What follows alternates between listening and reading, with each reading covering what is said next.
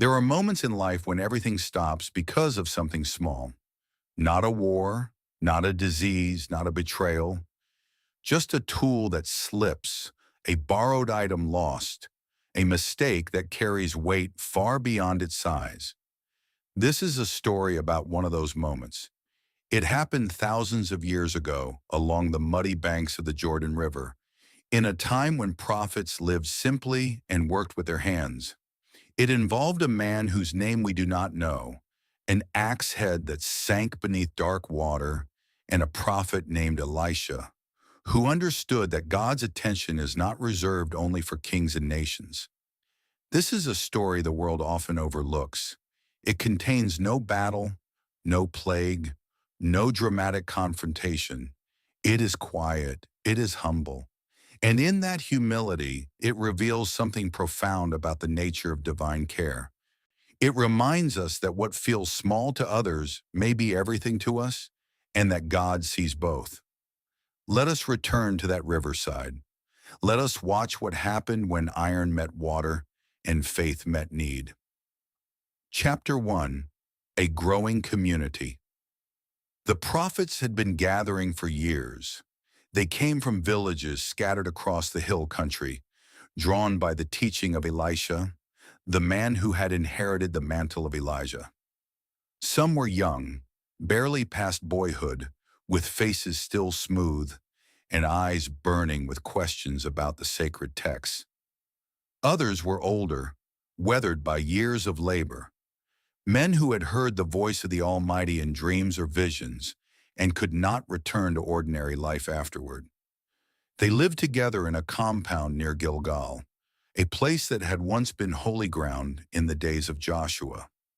The earth there was red and stony, and the wind carried dust in the summer and cold rain in the winter. The structures they inhabited were simple: mud brick walls, thatched roofs, wooden beams salvaged from older buildings or cut from nearby groves. For a time, the space had been adequate, but the community grew. Word spread that Elisha, the man who had called down fire, healed poison water, and multiplied oil for widows, was teaching daily. Young men arrived with nothing but their cloaks and their hunger to learn. Families sent sons, villages sent representatives. The compound swelled. Soon the central hall where they gathered for prayer and study became cramped. Men sat shoulder to shoulder on the packed earth floor. In the heat, the air grew thick and stifling. When rain came, those near the edges were soaked by water that seeped through gaps in the roof. One evening, after the final prayers had been offered and the oil lamps flickered low, a group of the older students approached Elisha. They spoke respectfully, as was their custom. "Master," one of them said, "the place where we dwell with you has become too small for us."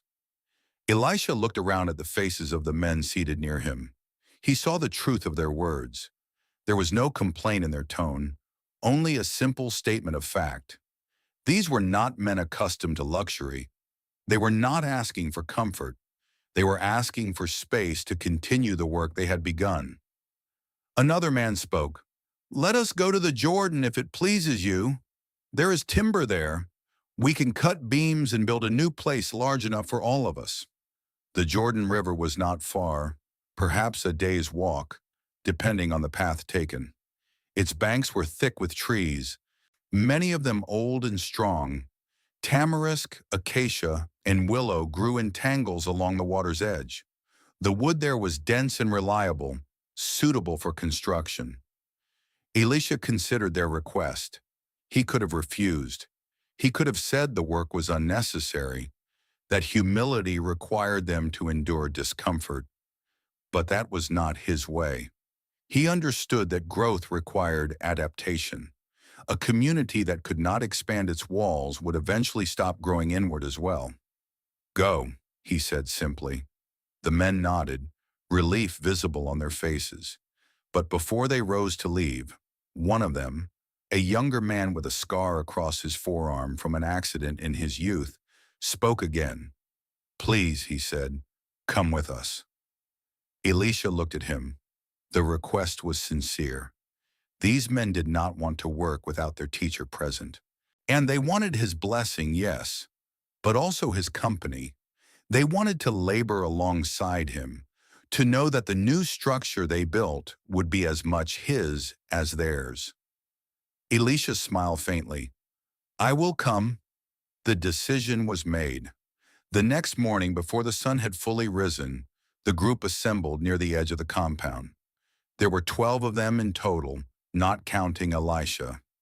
Each carried what little they had: bundles of rope, a few water skins, bread wrapped in cloth, tools borrowed from neighbors or gathered from the communal stores. They set out on foot, walking east toward the river. The journey was uneventful. They spoke little, conserving energy for the work ahead. The landscape around them shifted gradually from the dry, scrubby hills of Gilgal to the greener, more fertile lands near the Jordan. The air grew heavier, and the sound of birds increased. By midday, they could hear the river itself, a low, steady murmur that grew louder as they approached. When they reached the banks, they stopped to rest and drink. The Jordan was not a calm river. Its current was strong, fed by springs and seasonal rains from the mountains to the north. The water was brown with silt, opaque and churning. Along the banks, the vegetation grew thick and wild. Reeds swayed in the breeze. Trees leaned over the water, their roots exposed where the soil had eroded. Elisha stood at the water's edge, looking upstream. The others joined him, quiet in the presence of the river that had witnessed so many of their people's sacred moments. This was where Joshua had led the tribes across on dry ground. This was where Elijah had struck the water with his cloak, parting it before he was taken up in the whirlwind. This was where John the Baptizer would one day stand, calling for repentance. But that day it was simply a river, a source of water, a boundary, a place to gather wood. We will work here, Elisha said, gesturing to a grove of trees a short distance upstream. Cut what we need. Do not take more than necessary. The men agreed.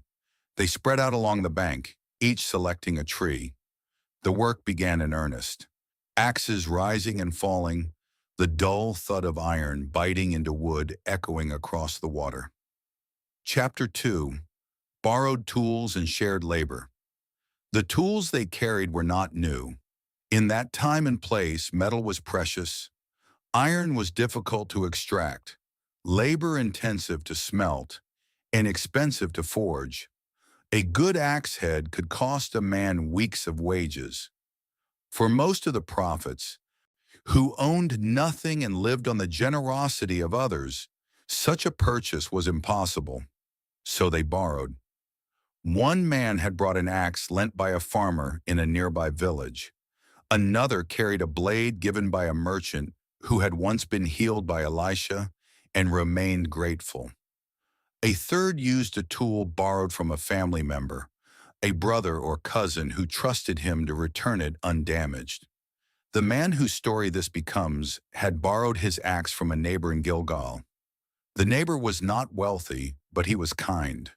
He had hesitated only briefly when asked, knowing the risk.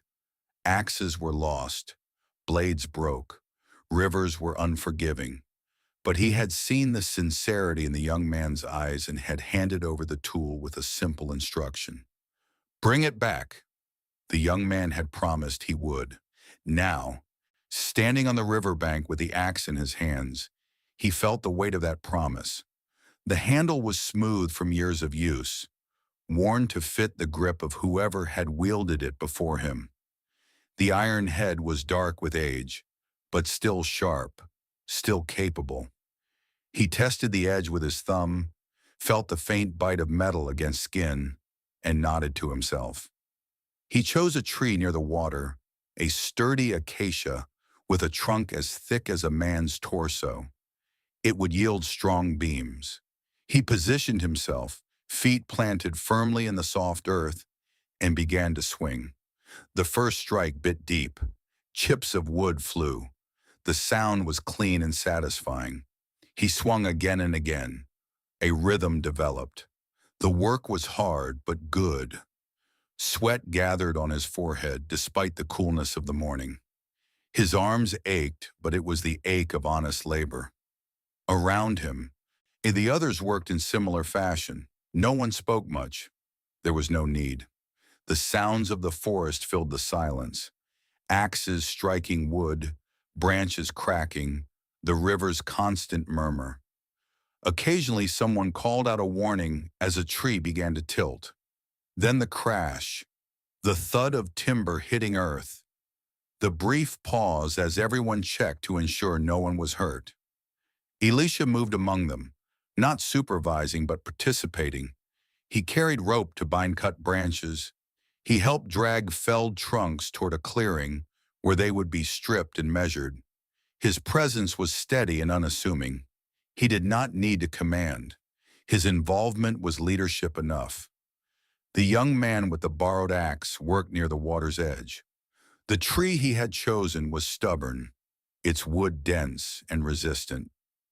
He adjusted his stance. I gripped the handle more firmly and swung with greater force. The axe bit deep, then deeper. He felt the blade lodge, twisted it free, swung again. The tree groaned. He stepped back, watching for movement, then returned to his work. He did not notice the handle beginning to loosen. Wooden handles were fitted to iron heads with friction and force, sometimes secured with wedges or binding, but always vulnerable to stress. Enough impact, enough vibration, and the connection could weaken. It happened slowly, imperceptibly. One swing felt the same as the last, until it didn't. The young man raised the axe high, brought it down with all his strength, and felt the weight leave his hands. Time seemed to slow. The iron head separated from the handle mid-swing. It continued forward on its own trajectory, spinning slightly as it flew. The young man watched, frozen, as the heavy blade arced through the air and descended toward the river. It struck the water with a sound that seemed impossibly loud. A splash, a ripple, then nothing. The axe head was gone, swallowed by the dark current, pulled down by its own weight into the silt and mud at the bottom of the Jordan. The young man stood motionless, still holding the useless wooden handle. His mouth was open, but no sound came out. His mind struggled to process what had just happened. Then the realization hit him like a physical blow. The axe was borrowed. Chapter 3. The Sudden Loss. Panic is a strange thing. It does not always announce itself with screaming or wild movement. Sometimes it is silent. Sometimes it settles over a person like a heavy cloak, pressing down on the chest, making it difficult to breathe. That is what the young man felt. He stood at the river's edge, the wooden handle still gripped in his hands, staring at the spot where the iron head had disappeared. The water there looked no different from the water anywhere else. Brown, opaque, moving steadily downstream. There was no way to see the bottom, no way to know where the axe head had landed, no way to retrieve it. His mind raced through possibilities, all of them hopeless. He could dive in, try to feel along the riverbed with his hands, but the current was strong. The silt was thick. He could search for hours and find nothing. Even if he found it, the depth might be too great. He was not a strong swimmer. He could ask the others for help, but they had their own work, their own tools, their own responsibilities. Why should they stop their labor to search for something he had lost through carelessness? He could leave, pretend nothing had happened, walk away and never speak of it, but the neighbor who had lent him the axe would ask for its return. And then what? Lie? Confess? Offer to repay? With what money? The shame was immediate and crushing. This was not just a lost tool. It was a broken promise, a betrayal of trust. The neighbor had been kind, had taken a risk in lending something valuable. And now that kindness had been repaid with loss. The young man's throat tightened. His eyes stung. He wanted to shout, to curse himself, to undo the last few moments. But time does not move backward. The axe was gone. He became aware that the sounds around him had changed. The rhythmic chopping of axes had slowed. Men were looking in his direction. Someone had noticed his stillness, his stricken expression. Word was spreading without words. Something had happened. One of the older prophets, a man with gray in his beard and lines around his eyes, approached. "What is it?" the man asked, his voice gentle. The young man opened his mouth but could not speak. He held up the wooden handle, the broken shaft, and gestured helplessly toward the river. The older man understood immediately. His expression softened with sympathy. "The head came off." The young man nodded. "Where did it fall?" "There." He pointed to the water, though the spot was indistinguishable from any other. "It sank. I saw it go under." The older man stepped to the edge, peering into the murky current as if he might somehow see through it. He shook his head slowly. "The Jordan is deep here, and the bottom is mud. It will be buried by now." The words, meant perhaps as explanation, landed like judgment. The young man's voice finally returned, thin and strained. "It was borrowed." The older man's expression changed. Sympathy became something deeper, understanding mixed with sorrow. He knew what that meant. He knew the weight of that word. "Who lent it to you?" "A neighbor in Gilgal. He trusted me. He told me to bring it back." The older man placed a hand on the young man's shoulder. "We will tell Elisha, perhaps." "No." The young man pulled away, shaking his head. "What can he do? What can anyone do? It is gone. I will have to face the man and tell him I lost what he trusted me with. I will have to—" His voice broke. He turned away, shoulders hunched, staring at the river that had taken so much with so little effort. The older man waited, and then spoke quietly. "You should tell Elisha anyway." "Why? So he can see my failure? So everyone can know I could not even keep hold of a borrowed tool?" "Because he is your teacher, and because shame kept in silence grows heavier." The young man did not respond. He stood frozen, caught between pride and desperation. The older man left him there and walked upstream to where Elisha was working.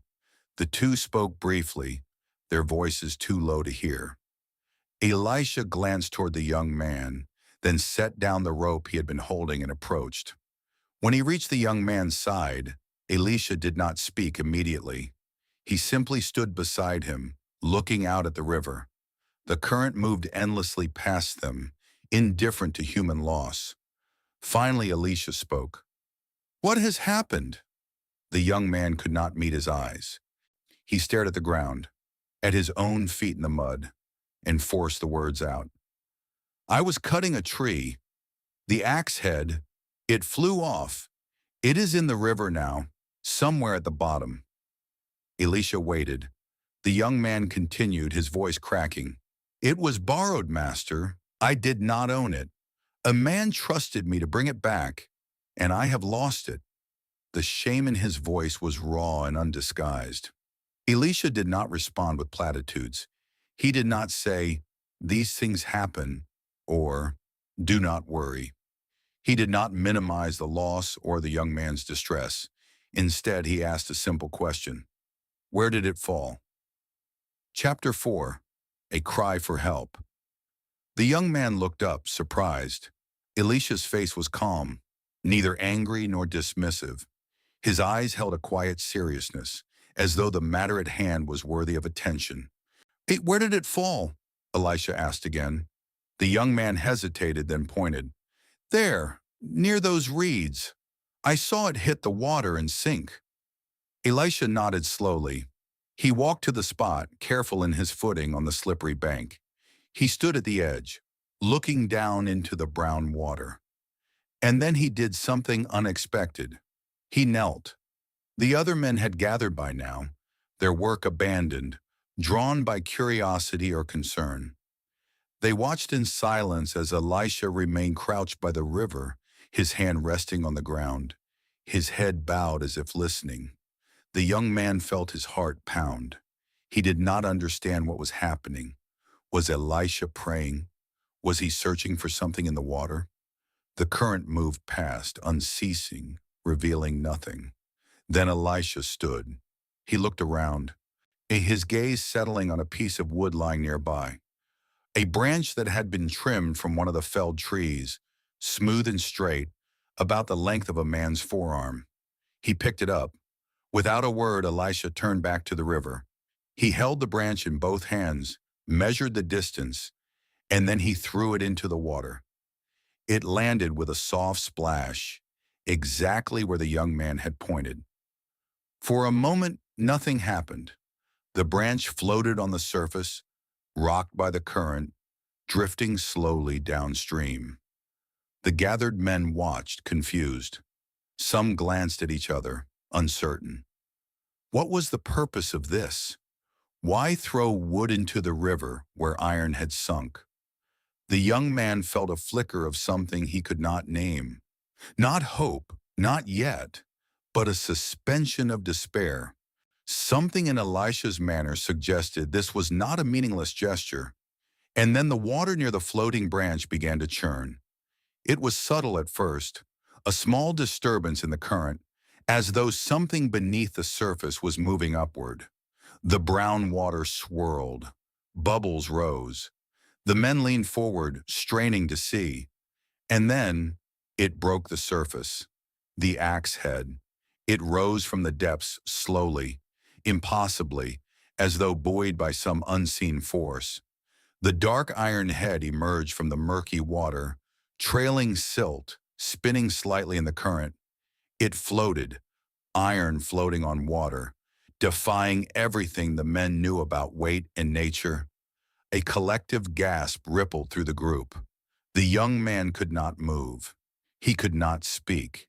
He could only stare as the axe head drifted on the surface of the Jordan, impossibly present, impossibly real. Elisha turned to him. His voice was calm, matter of fact, as though what had just happened was as ordinary as sunrise. "Lift it out." The command broke the spell. The young man stumbled forward, dropped to his knees at the water's edge, and reached out with both hands. His fingers closed around the cold, wet iron. He pulled it from the river, dripping and heavy, and held it against his chest as though it were made of gold. Tears came then, sudden and uncontrollable, born of relief and awe, and something beyond words. He clutched the axe head, feeling its weight, its realness, a sharp edge against his palm. It was back. It was whole. It had been lost, and now it was found. He looked up at Elisha, his face wet, his voice choked. "How?" But Elisha had already turned away. He walked back to where he had been working before, picked up the rope, and resumed his task as though nothing extraordinary had occurred. The other men stood in a stunned silence for a long moment. Then slowly they too returned to their work. Axes began to rise and fall again. The sound of chopping resumed. Life continued. But the young man remained kneeling by the river, the axe head in his hands, his heart pounding with gratitude he could not fully articulate. He had cried out, not loudly, not dramatically, but sincerely, and he had been heard. Chapter 5. God's attention to detail. What had just occurred was not recorded in the annals of kings. No scribe would write it into the official histories of Israel. No monument would be erected to commemorate it. It was not the parting of a sea or the falling of a city's walls. It was not a plague or a resurrection. It was the recovery of a borrowed tool. And yet in that simplicity lay something profound. The men returned to their labor, but the atmosphere had changed. There was a new awareness among them, unspoken, but palpable. They had witnessed something they did not fully understand, and in their lack of understanding was the beginning of deeper faith. The young man eventually rose from the riverbank.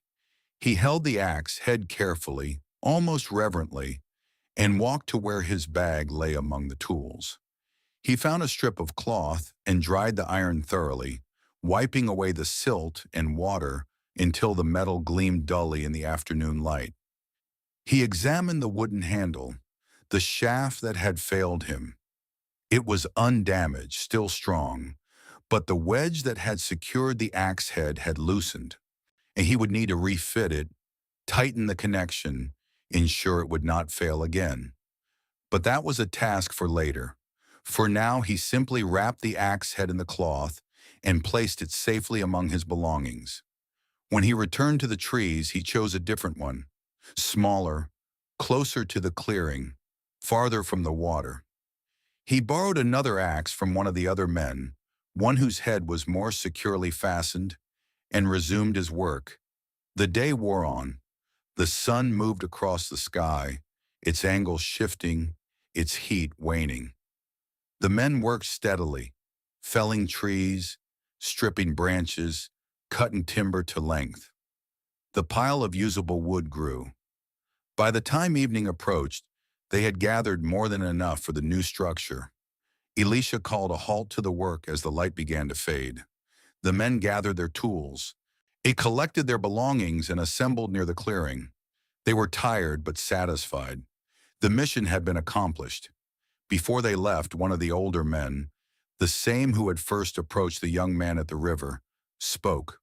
"Master," he said, addressing Elisha, "what we saw today, the iron that floated, how did that happen?" It was the question they all wanted to ask but had been afraid to voice. Elisha looked at the man, then at the others gathered around. His expression was thoughtful, patient. He did not seem eager to explain, but neither did he dismiss the question. "You saw what you saw," he said simply. "Iron sank, then rose. You saw it with your own eyes." "But how?" another man asked. "Iron does not float. It is heavier than water. That is the nature of iron." "Yes," Elisha agreed. "That is the nature of iron. But you are asking about the nature of God." The words settled over them like a blanket. Elisha continued, his voice calm but firm. "You think in terms of what is possible and impossible. You think in terms of nature and law, and you are right to do so. God made those laws, and they govern the world you live in. But God is not bound by them. He who made the laws can suspend them when he chooses." One of the younger men spoke hesitantly. "But why?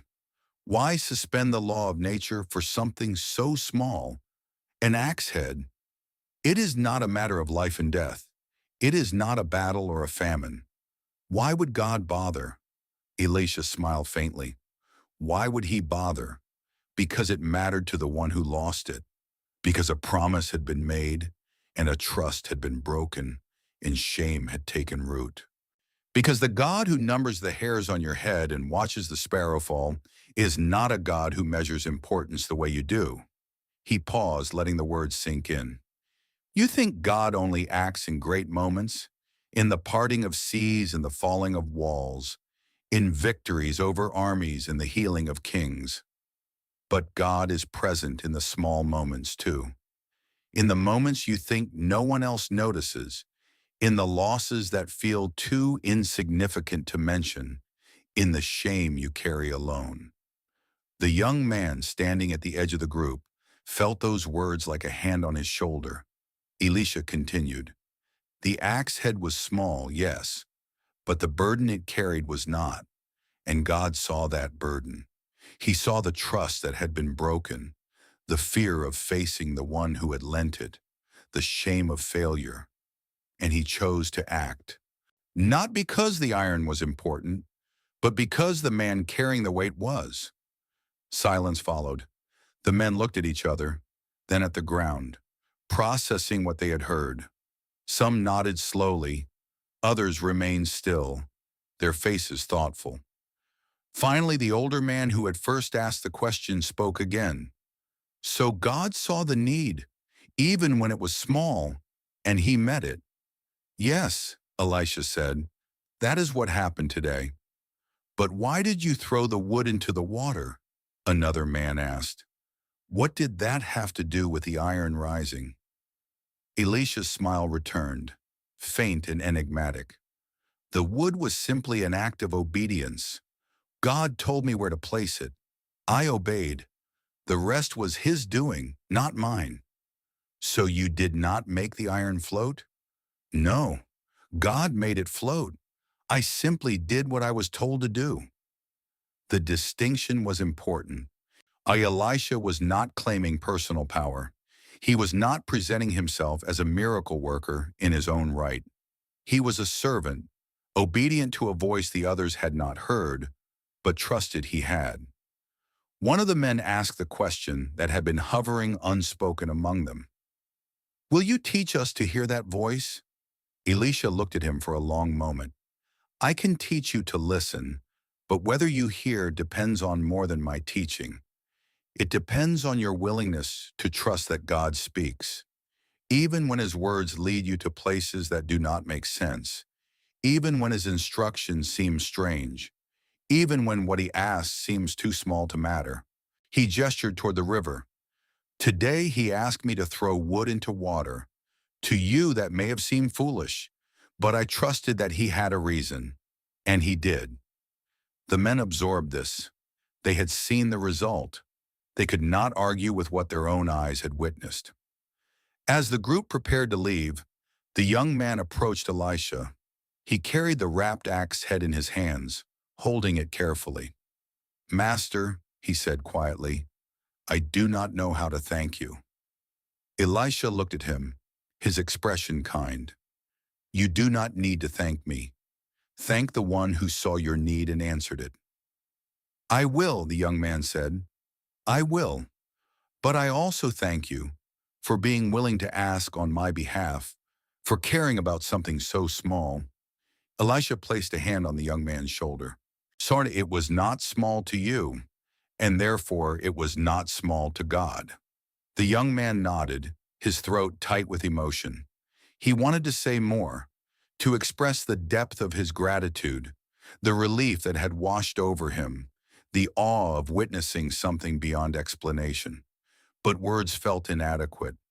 Instead, he simply bowed his head in respect and stepped back. The group began their journey back to Gilgal. As twilight settled over the land, they walked in silence, each man alone with his thoughts, replaying the day's events in his mind. The young man walked near the rear of the group, the axe head secured in his bag.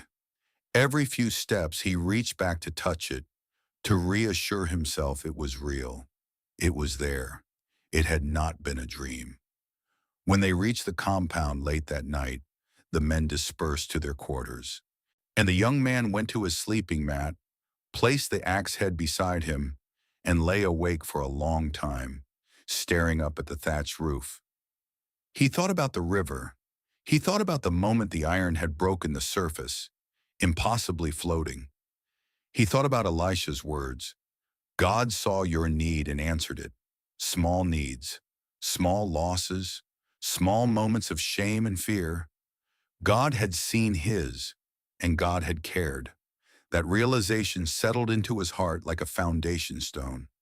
It would remain there for the rest of his life, shaping how he understood the nature of the divine.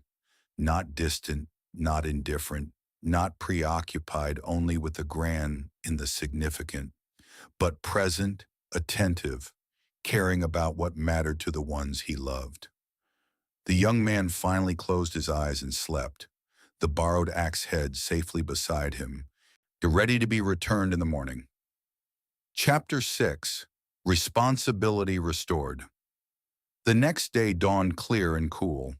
The young man woke early, before most of the others, and set about the task he had been dreading, refitting the axe head to its handle. He found a quiet spot outside the compound, away from the morning bustle, and laid out his tools. The wooden handle was still sound, but the wedge that secured the iron head needed to be replaced.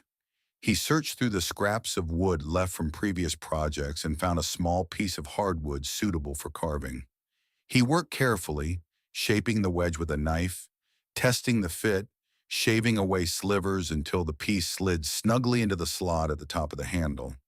Then he positioned the axe head over the handle, aligned the eye of the iron with the wood, and drove the wedge home with a stone. The connection was tight, secure.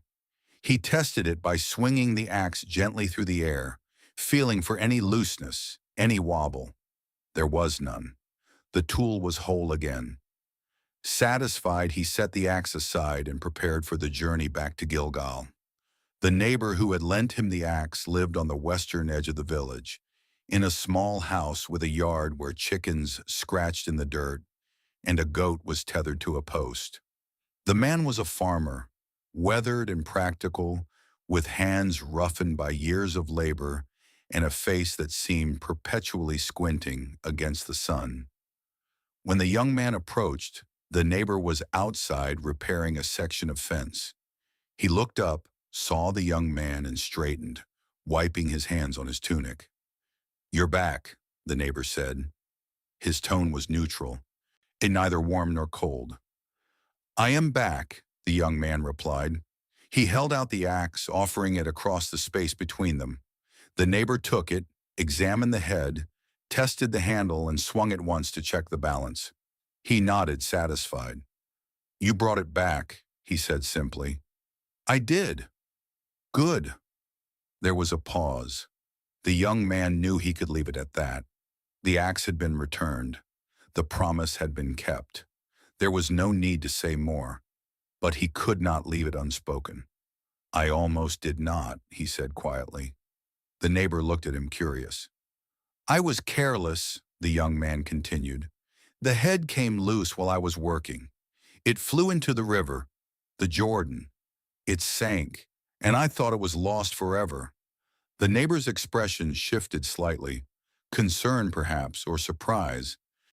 "But you have it now." "Yes, because of Elisha." "Elisha?" The young man hesitated, unsure how much to explain. "He was with us. When the axe sank, I told him what had happened. He asked where it fell. Then he threw a piece of wood into the water, and the iron. It rose, it floated to the surface. I pulled it out." The neighbor stared at him for a long moment. "Iron does not float." "I know, but it did. I saw it. All of us saw it." The neighbor looked down at the axe in his hands, turning it over, examining it as though it might somehow reveal evidence of the miracle. But it was just an axe. Iron and wood. Ordinary. Finally, he looked back at the young man. "Then Elisha is a man of God, as they say." "He is." The neighbor nodded slowly. "And you brought the axe back, as you promised." "I did." "That is what matters." The young man felt a weight lift from his shoulders. The neighbor was not angry. He was not demanding compensation or expressing disappointment. He had lent a tool in trust, and that trust had been honored, despite the odds. "Thank you," the young man said, "for lending it to me, and for trusting me to return it." The neighbor shrugged. "You gave me your word. A man's word is worth keeping. You kept yours." He turned back to his work on the fence, the conversation clearly over in his mind. The young man lingered for a moment, then nodded respectfully and left. As he walked back through the village, he felt lighter than he had in days. The burden of the broken promise had been lifted. The shame had been replaced with gratitude. And something else, something harder to name, had taken root in his heart. Responsibility. The miracle had restored the axe, yes. But Elisha had not simply handed it back to him. He had told the young man to lift it out of the water himself, to take hold of it, to carry it back, to repair it, to return it. The restoration had not erased responsibility. It had made responsibility possible again. That realization stayed with him as he rejoined the community of prophets. Life returned to normal. The work on the new building continued. The timber they had gathered was shaped and assembled. Walls rose. A roof was built. The space they had needed was created, and the young man worked alongside the others, using borrowed tools when necessary, but always with a new carefulness, a new awareness of the weight of what was entrusted to him. He thought often of the river, of the moment the iron had broken the surface, of Elisha's calm instruction to lift it out. God had acted, but the young man's hands had still been required. That balance between divine intervention and human responsibility became a principle he carried with him. God would provide, God would restore. But people were still called to reach out, to take hold, to do the work that was theirs to do. It was a lesson learned not in a lecture, but in a moment of crisis and grace. Chapter 7. A Lesson Without Words. The weeks passed. The new building was completed and dedicated. The community gathered inside it for the first time, marveling at the extra space, the solid construction, the way light filtered through gaps in the walls during the day. Elisha offered no formal prayer of dedication. He simply looked around at the work of their hands and nodded his approval. "This is good," he said. "Now we have room to grow." And they did grow. More students came. The teaching continued. The rhythms of communal life carried on, punctuated by moments of revelation and quiet obedience. But the story of the floating axe head was not forgotten. It became one of those stories that circulated among the prophets, told in the evenings when the work was done and the men gathered to share bread and conversation. It was told not as a grand miracle, not as evidence of Elisha's power, but as a quiet reminder of something important. God noticed. That was the heart of it.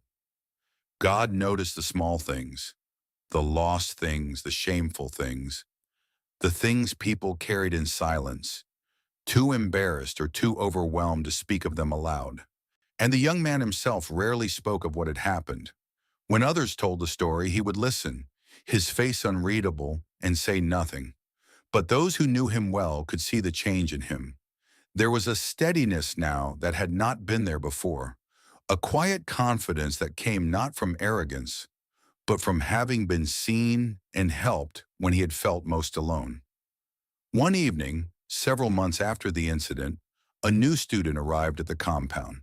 He was young, perhaps 16, with wide eyes and an eagerness that bordered on naivety. He had traveled from a village in the north, drawn by stories of Elisha's teaching. He carried almost nothing: a small bag, a cloak, a wooden staff worn smooth from use. But he had brought one other item: an axe. Not his own, he explained to the others, but borrowed from his father. And he had been told he might need it for work, for cutting wood or building, and his father had entrusted him with it. The young man, who had once lost and found his own borrowed axe, watched this new arrival with quiet interest. He saw the care with which the boy handled the tool, the way he set it down gently each night, the way he checked it each morning to ensure it was still there. He understood that care. One afternoon, the two of them found themselves working together, trimming branches from a felled tree.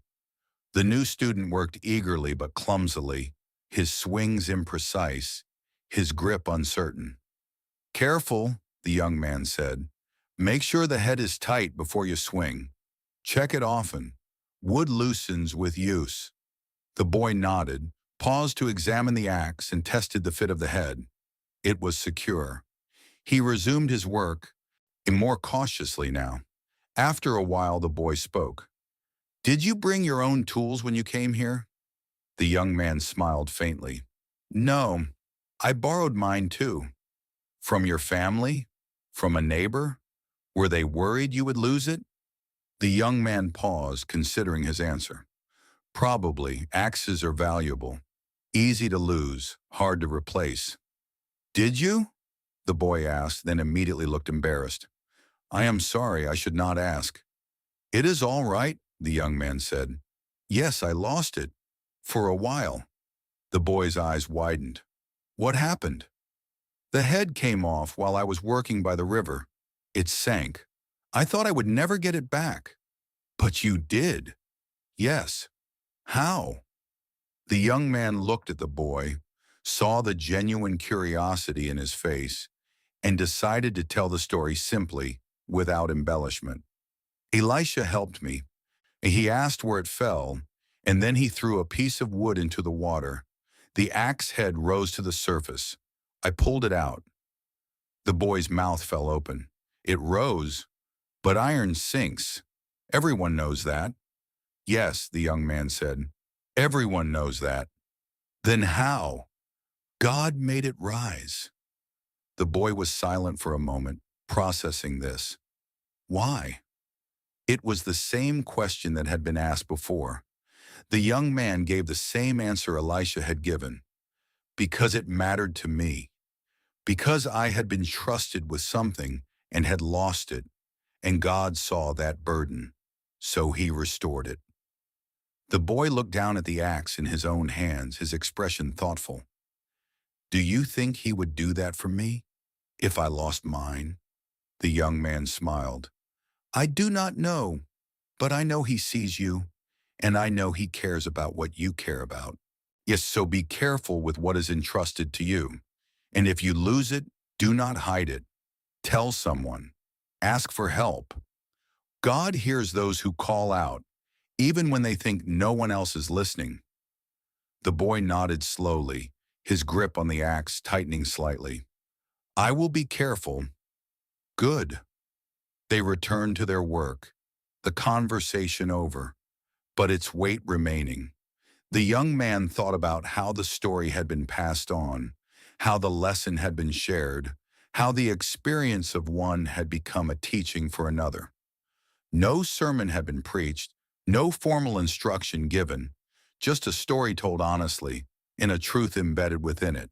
God notices, God cares, God acts, even in the small moments.